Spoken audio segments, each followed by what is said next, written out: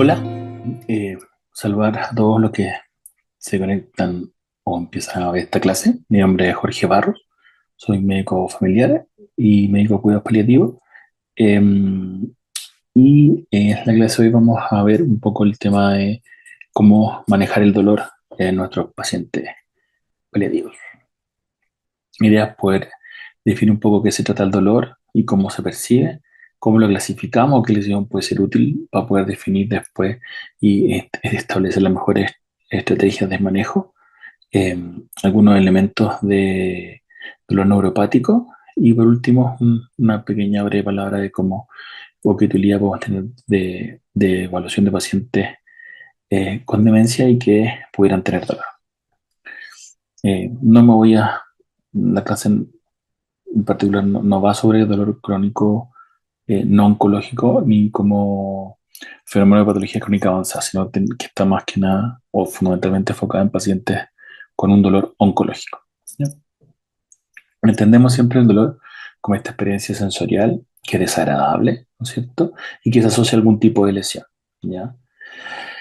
Y que esta experiencia pasa a ser siempre subjetiva, es decir, cada persona establece o expresa el dolor según su experiencia personal, ¿no es cierto? Y siempre es importante en ese sentido admitir y creer qué es la intensidad del dolor que la persona nos está expresando, independiente que podamos pensar de que eh, está sobrepuntuando o sobrecalificando su dolor, ¿no?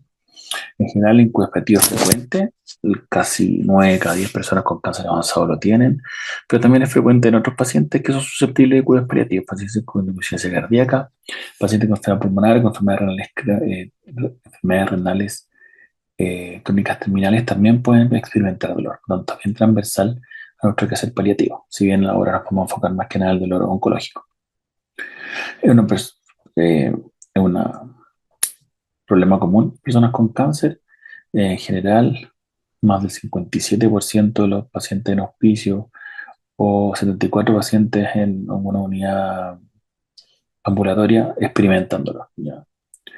Eh, y también es una razón frecuente por la cual las personas ingresan a un programa de paliativo, es decir, es un motivo de derivación, ¿no es cierto? El 82% de los pacientes, ¿no es cierto?, en este estudio del doctor Bruera, que ingresaban a una unidad de paliativos lo hacían debido a dolor. Por tanto, es un gatillante de los otros profesionales, en este caso oncólogos, decir, bueno, si el paciente está con dolor, tengo que mandarlo a una unidad de paliativos. Por tanto, una puerta de entrada, ¿no es cierto?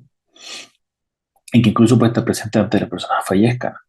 Hay una serie, ¿no es cierto?, que muestra que un cuarto de los pacientes experimentaron dolor los últimos 3 días de vida, ¿ya? Por tanto, nos acompaña al paciente y a su historia vital desde la entrada a cuidados paliativos y hasta el día del fallecimiento, o pudiera hacerlo, ¿ya? Y obviamente la incidencia va cambiando según la patología en cuestión. Hay cánceres que son más dolorosos, entre comillas, como el de páncreas, y hay otros que pudieran serlo menos, ¿ya? Pero independiente de eso, en todos se experimenta dolor más o menos de forma frecuente, ¿ya? Y el paciente chileno, este es un estudio de la doctora Palma, también es frecuente, ¿no es cierto? El dolor se presenta en casi 8 de cada 10 de nuestros pacientes tienen un dolor de buena intensidad, eh, ya sea leve, moderado o severo. Por lo tanto, es un síntoma que tenemos que estar siempre al día de cómo manejarlo, ¿no? ¿Y por qué? Porque además tiene consecuencias significativas, digamos, que el impacto en la persona, altera su funcionalidad, altera su ánimo, evidentemente tiene un impacto en su calidad de vida. Cualquier persona que vive con dolor en forma constante tiene una mala calidad de vida. Y no solo en la persona, sino también impacta en la familia y los cuidadores, el acompañar, el cuidar o el vivir con alguien que está con constante dolor, que probablemente se está quejando de dolor, o que uno ve que lo está pasando mal por el dolor, también genera cosas, ¿no es cierto?, en el entorno familiar.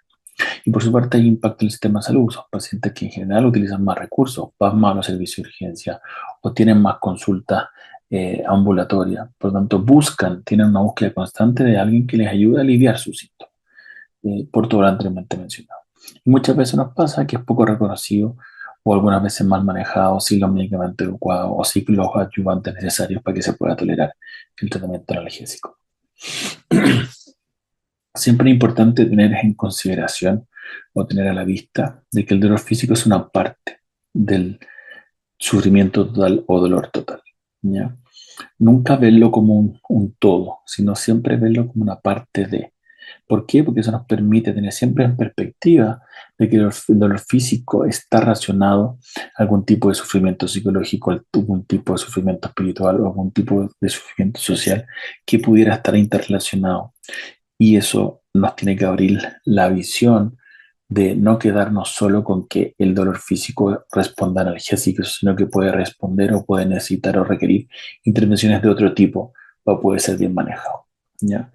Es importante atender a estos otros aspectos para un manejo efectivo del dolor físico. ¿Ya? En general, el proceso de percepción del dolor involucra distintos mecanismos, un fenómeno de transducción inicial que después se transmite este impulso nervioso hasta el nivel sensorial del sistema nervioso central, en donde se modula y se percibe, ¿ya? En donde este proceso es el final, en donde los procesos anteriormente mencionados van interactuando y crean esta experiencia subjetiva y emocional del dolor, que es la que nosotros al paciente les pedimos que nos cuenten, que nos grafiquen, que nos puntúen o que nos expresen, ¿no es cierto?, para poder entender de qué se trata. Las clasificaciones son múltiples. En general, nosotros desde lo paliativo nos enfrentamos generalmente a dolores oncológicos, ¿no es cierto?, y crónicos. Por lo tanto, no usamos tanto la evaluación de origen de evolución, sino más que nada de mecanismo, porque el mecanismo nos va a permitir poder tratar de identificar o de elegir la terapia eh, analgésica más específica para ese dolor, ¿ya? Y en ese sentido, ustedes bien claro tienen, ¿no es cierto?, de que el dolor nociceptivo puede ser somático visceral, dolor somático es este dolor en donde se daña la arquitectura, es un dolor identificable en un punto específico, generalmente asociado a daños musculares de hueso o articulaciones. Por otra parte, el visceral es bastante más difuso, es vago, es referido o puede ser en un punto de distancia, ¿cierto? Como el dolor, ese famoso dolor del cinturón del cáncer del páncreas. Por otro lado, está el dolor neuropático, en donde se alteran estructuras nerviosas periféricas y o centrales, en donde eh, el paciente lo describe, ¿no es cierto?, con características propias que vamos a ver un poco más adelante. Y por otra parte, en la complejidad de la realidad del día a día, el fenómeno mixto, ¿no es cierto?, en donde las lesiones pueden afectar distintas áreas y por lo tanto el paciente puede mencionar elementos de ambos tipos. En la práctica, siempre tenemos que hacer, como al igual de cualquier otro síntoma, tratar de diagnosticar el dolor. Es decir, ¿por qué este paciente está con dolor? ¿Por qué? Principalmente por dos cosas. Una, porque nos permite poder entregar alguna explicación al paciente que lo ayuda a comprender por qué le duele. Hay estudios más que nada en dolores crónicos no oncológicos donde eh, se han mostrado que los pacientes educados y los pacientes que comprenden qué es lo que está pasando, por qué tienen dolor, tienen mejor control del dolor que los que no lo entienden, ¿ya? Y por otro lado nos permite poder tener un tratamiento lo más dirigido y efectivo posible si es que conocemos la causa, ¿ya? Mientras esto sucede, que puede ser que no podamos lograrlo en el minuto mismo de la consulta, siempre igual debemos que estar tratando el dolor mientras identificamos el por qué se produce. Como cualquier síntoma, la idea del dolor es pesquisarlo, cuantificarlo, caracterizarlo, generar algún tipo de hipótesis al respecto, es decir, qué es lo que necesitamos y poder definir si es que hay alguna necesidad de algún examen complementario, de tal forma de que en un contexto clínico determinado podamos definir un plan terapéutico acorde a la necesidad de ese paciente y a la hipótesis que tengamos en relación a por qué tiene dolor. Existen distintas herramientas de medición para evaluar dolor. Nosotros lo que usamos son las herramientas unidimensionales como el EVA. Existen otras multidimensionales o o escalas de calidad de vida que implican la evaluación del dolor, pero que son más que nada ejercicios académicos, no clínicos, ¿no es cierto?, debido a lo largo y extenso de los cuestionarios. El EVA es lo que usamos siempre. En la intención de poder orientar y regular o un poco dar directrices de cómo manejar el dolor, la OMS inventa las famosas escalas analgésicas que todos probablemente conocemos, siempre con la idea de poder normar el uso sobre una base racional, ¿no es cierto? De forma de que entendiéramos que hay un orden creciente en relación a la potencia de los distintos analgésicos disponibles, de tal forma de poder usarlo de forma reglada, ¿no es cierto? Siempre eligiendo la vía oral, en forma escalonada y siempre teniendo en cuenta los coadyuvantes.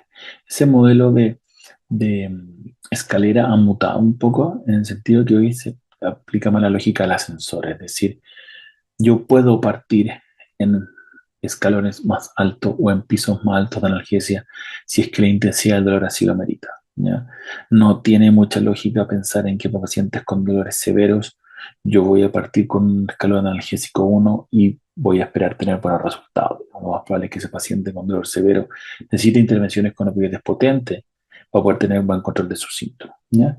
Y con la lógica del ascensor, tal cual como puedo partir en pisos superiores, ya teniendo dolores mejores controlados o cuando se van agregando otro tipo de tratamiento, ya sea radioterapia, como intervencional o la misma quimioterapia que puede permitir ayudar a tener mejor control de síntomas, poder ir bajando e ir usando opioides más débiles o ir suspendiendo opioides, ¿ya? Siempre bajo la lógica de considerar los coadyuvantes en cada escenario. El manejo farmacológico de dolor es esencial en nuestra práctica y un poco es, como mencionábamos antes, es el punto inicial, ¿no es cierto? Eh, la- lo más simple o lo inicial es pensar en analgésicos no opioides. Eh, Son este primer escalón, ¿no es cierto?, de analgesia. Incluyen varios grupos. En general están los antiinflamatorios, ¿no es cierto? Eh, los inhibidores selectivos de la COX-2 y sustancias como el paracetamol y el mendamisol, ¿ya? En general, el mecanismo de acción es común, ¿no es cierto? Eh, y precisamente está pensado en el efecto, ¿no es cierto?, sobre esa síntesis de prostaglandina y actúan como mecanismo antiinflamatorio, ¿ya? Y después el otro gran grupo de medicamentos para el manejo del dolor son los opioides, ¿ya? Eh, y en el cual probablemente más eh, deficiencia, entre comillas, tenemos de preparación para poder hacer un buen uso. En general, cuando uno piensa usar un opioide, tiene que tener distintos elementos a considerar. Uno, debe intentar prescribir siempre dosis fija, es decir, dosis por horario, y dejar siempre dosis de rescate, ¿ya? El dolor no es constante, no es fijo durante el día, pasa por momentos, pero tal que el paciente tenga una dosis de rescate que recurrir, nos permite además nosotros poder ir titulando en un setting más ambulatorio.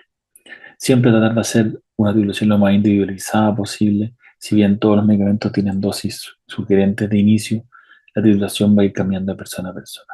Y fundamental en el contexto del uso de opioides es prevenir a nuestros pacientes, anticiparle y dejarle tratamiento a los efectos secundarios. No hay nada peor que perder una opción analgésica porque se nos olvidó, porque no dejamos un adyuvante o algún tratamiento de soporte necesario porque el paciente pudiera tolerar bien ese medicamento. El clásico, ¿no es cierto?, son las náuseas asociadas al uso del tramadol, ¿ya? Siempre pensar en la posibilidad de coadyuvante, teniendo en mente, ¿no es cierto?, las causas de que el dolor lo produce. Y cuando uno piensa en opioides, siempre estar en el seguimiento, decir, bueno, eh, el efecto analgésico supera a los efectos adversos que pudieran aparecer con su uso. Y si no es así, pensar siempre en ir cambiando el opioide. En general, los opioides, para manejar el dolor, van a actuar en dos lugares. Uno, en función de reducir la transmisión de la señal dolorosa, activando receptores opioides presinápticos, ¿no es cierto? Esto hace que eh, disminuye la concentración intracelular del AMP cíclico con la menor influencia de los iones de calcio y por tanto inhibe la liberación del neurotransmisor excitatorio de la neurona postsináptica, ¿ya? Y por otro lado, a nivel postsináptico, evoca los receptores opiáceos que obligan a la hiperpolarización de la membrana, lo que disminuye la probabilidad de que genere un potencial de acción, es decir, impide que se pueda seguir transmitiendo el impulso, ¿no? En general, cuando uno habla de opioides, eh, existe una gran variedad de opioides. Yo acá trato de ponerle una tabla de resumen. No es objetivo que vayamos revisando opioide por opioide, ¿no es cierto? Pero en general, esta tabla resume bastante bien el fenómeno de qué vía de administración tiene cada opioide en particular, qué dosis máximas se pueden usar, qué dosis se sugieren en relaciones a falla renal y cuáles son sus correlaciones o conversiones, ¿no es cierto?, a morfina, ¿ya? Y obviamente también sugiere dosis iniciales, ¿ya? Em, Cuando hablamos de opioides débiles, especialmente nos referimos a tramadol y codeína, hoy en día mucho más tramadol que codeína. Y cuando hablamos de opioides fuertes nos referimos principalmente a morfina, fentanilo, buprenorfina y metadona. Eh, Probablemente por el año de uso de esta tabla, que está fuera del tapentadol, que es el Palexis, que hoy en día también se usa bastante en la práctica clínica. Aquí les puse un cuadro de referencia de equivalencia entre opioides que puede ser útil, ¿no es cierto?, para el día a día. Hay algunos que uno se va aprendiendo, pero a medida que, que, que pueden haber olvidos, siempre pueden tener alguna tablita a la cual consultar. Y aquí sí aparece, ¿no es cierto?, el tapentadol en relación a su equivalencia de la dosis de morfina oral, ¿ya? Que es como la medida estándar de conversión cuando hablamos de opioides y cuando estamos haciendo algún tipo de rotación. ¿Qué efectos adversos puede tener los opioides? Los más frecuentes, yo diría que son dos: constipación y náusea y vómito, y siempre tenemos que pensarlo, advertirlo y, como dijimos, intentar dejar algún tratamiento asociado para que esto no pase. En pacientes más de mayor edad, ojo con la somnolencia y el delirio, ¿ya? Y como fenómenos adversos infrecuentes, eh, que no significa que no existan, pero claramente en su frecuencia es muchísimo menor que lo anteriormente mencionado. La micronía, el prurito, la retención urinaria, la sudoración y la hiperalgesia, ¿ya? Em, por lo tanto, siempre es bueno advertir a los pacientes sobre todo de estos efectos, de los listados de los efectos adversos frecuentes que pueden haber.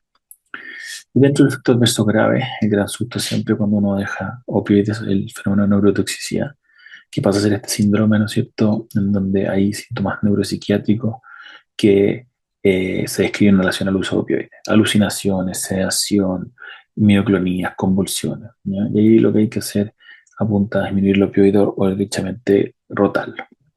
Y el otro fantasma que siempre anda dando vuelta en relación al uso de opioides es la represión respiratoria.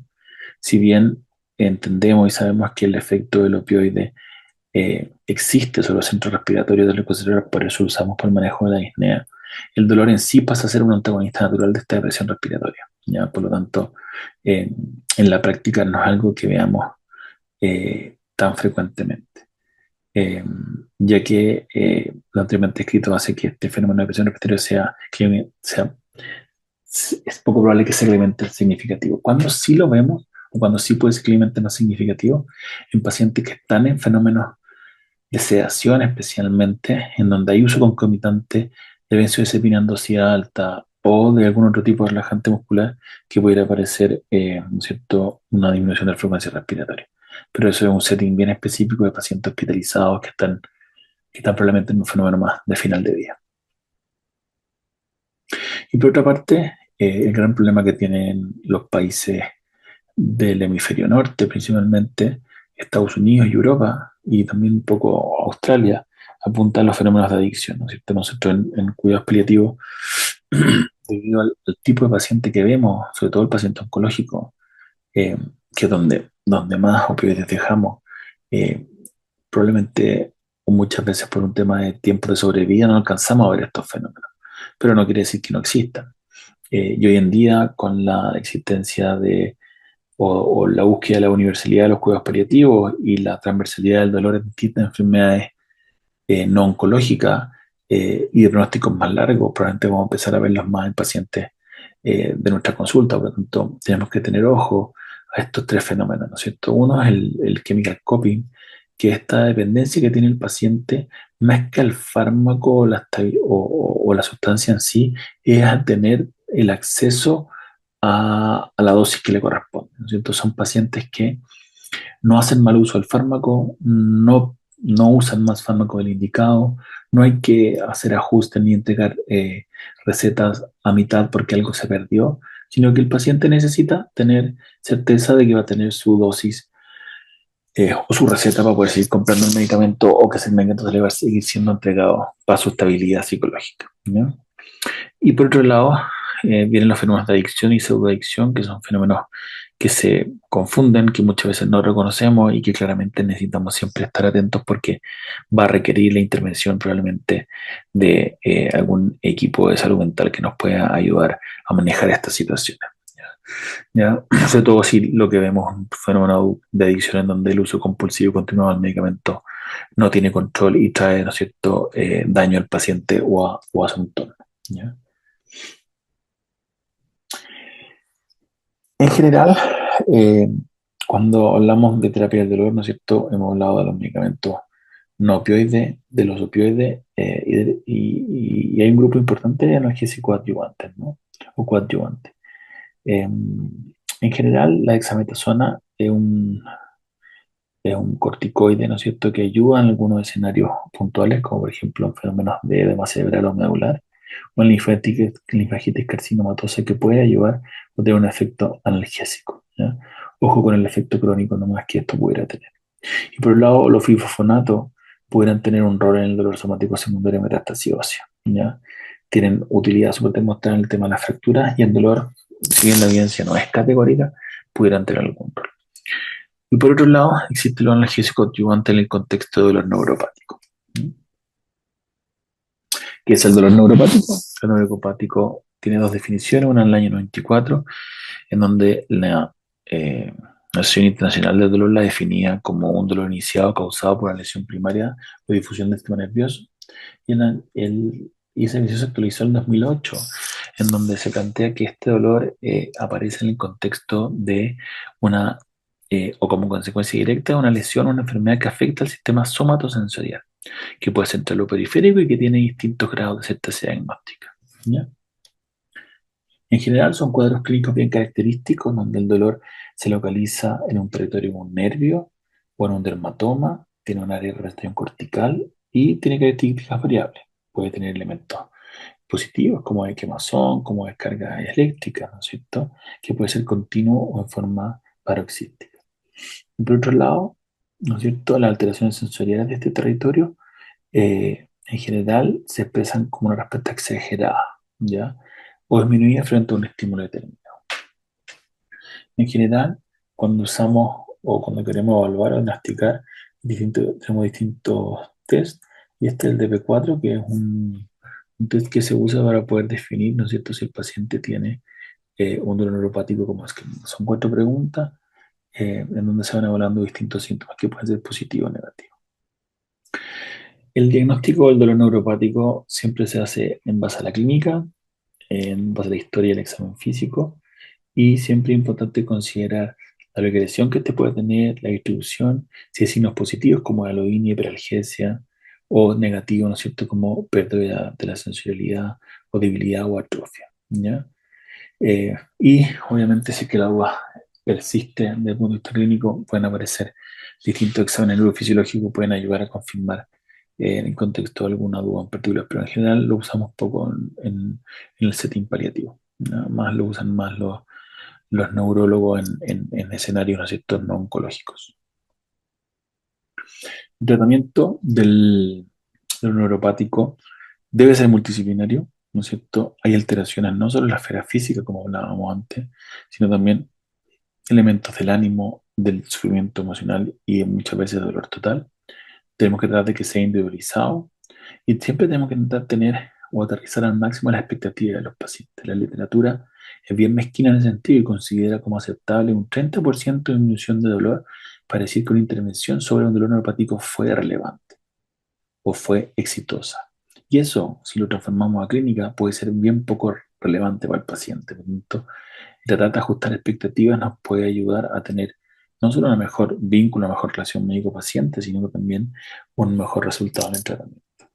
La regulación debe ser constante, necesitamos ir ajustando dosis, necesitamos ir viendo cómo afecta la calidad de vida, los efectos secundarios que estos medicamentos analgésicos pudieran tener, ¿ya? Y siempre con la lógica de intentar usar las dosis más bajas efectivas posibles. En general, existen distintos medicamentos involucrados, tampoco la idea es ir a ahondar en detalle cada uno de ellos. Esta tabla trata de resumirlo. Como antibióticos tricíclicos pueden ser útiles, ojo ahí, ¿no es cierto?, en adultos mayores. La duloxetina y la faxina como elementos, ¿no es cierto?, de que inhiben la recaptación de serotonina y noradrenalina. Tienen muy poco efecto adverso comparado con el tricíclico, por lo tanto puede ser una buena alternativa. Su problema más que nada va por costo. Los parchilocaína pueden ayudar, ¿no es cierto?, sobre todo en los neuropáticos puerpéticos en adultos mayores. La carbamazepina en la motrigina o la gabapentina y la pregabalina también pueden ayudar, ¿no es cierto?, dependiendo un poco el tipo de dolor que el paciente tenga. Y dentro del opioide, el tramadol es una buena alternativa.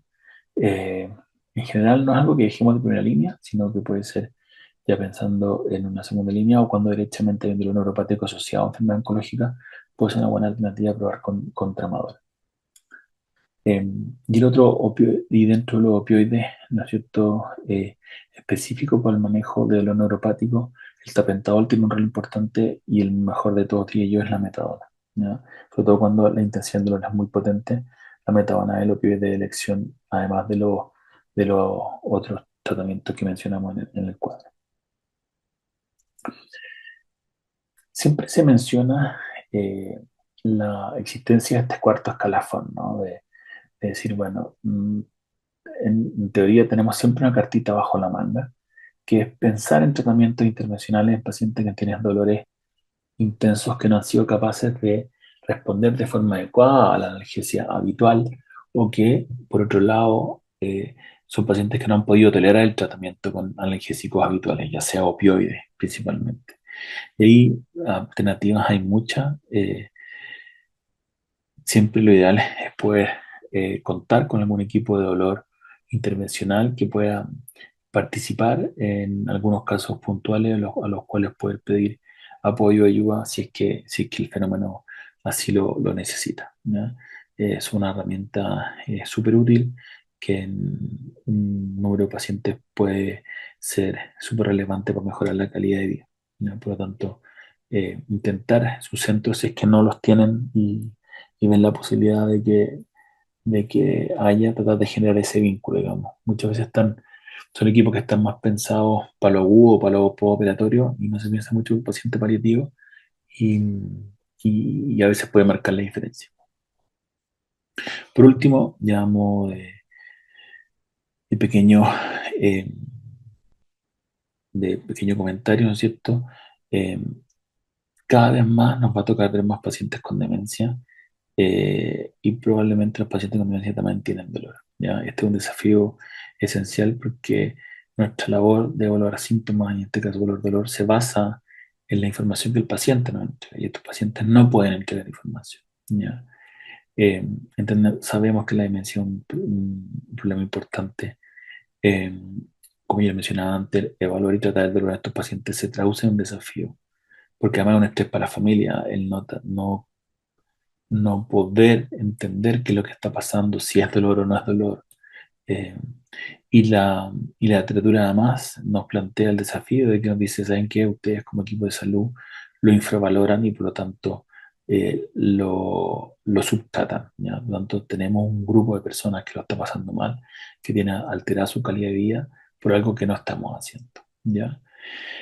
Y en ese escenario o en este desafío existen algunas escalas que nos pueden ayudar a evaluar cómo viven estos pacientes el dolor, qué intensidad pueden tener y que nos pueden ayudar a tomar mejores decisiones. Si bien ninguna pasa a ser un gol estándar y depende, ¿no es cierto?, de cada grupo de trabajo, cada equipo, el definir, bueno, nosotros vamos a utilizar esta herramienta o esta otra porque nos acomoda, porque creemos, por la razón que sea, digamos. Lo importante es que tengamos o intentemos hacer el ejercicio de tener eh, la capacidad de poder identificar bien el dolor en estos pacientes, ¿ya?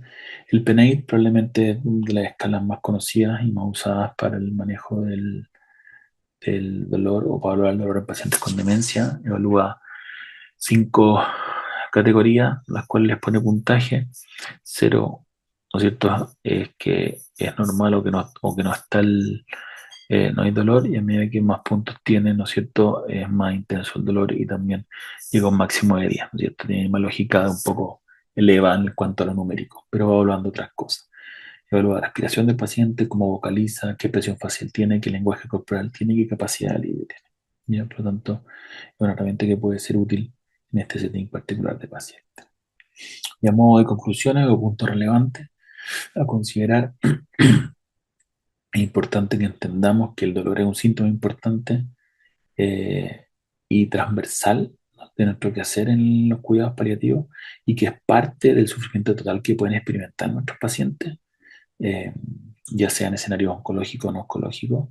Tenemos herramientas súper fáciles de usar para evaluar intensidad y que pueden ayudarnos a ir viendo qué tan efectivas son nuestras intervenciones. Lo importante es usarlas en forma regular, constante y registrarlas, digamos, em, tenemos que intentar siempre tratar de entender por qué se produce el dolor de manera de poder dar tratamiento lo más específico posible y a su vez con la menor cantidad de fármacos posible para tratar de evitar efectos adversos.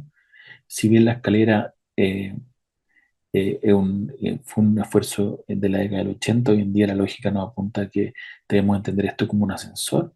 En función de eso, ¿no es cierto?, dirigir el mejor tratamiento de acuerdo a cada paciente y de acuerdo a la intensidad que ese paciente tiene de dolor. Eh, Considerar qué éticas puede tener cada analgésico en sí y la utilidad de incorporarlo y de ir combinando coadyuvantes de manera de que cuando elijamos el tratamiento particular de ese paciente, usemos la mejor combinación posible y disponible según el tipo de dolor que el paciente tiene. Y en personas con demencia en particular, ponernos el desafío como equipos de atención primaria o de paliativo, sea el lugar donde se desempeñan, de poder tener alguna herramienta o para familiarizarnos con alguna herramienta que nos ayude a poder evaluar bien el paciente, el dolor en este grupo espacial de pacientes que probablemente no lo estamos haciendo tan bien. Eso, muchas gracias.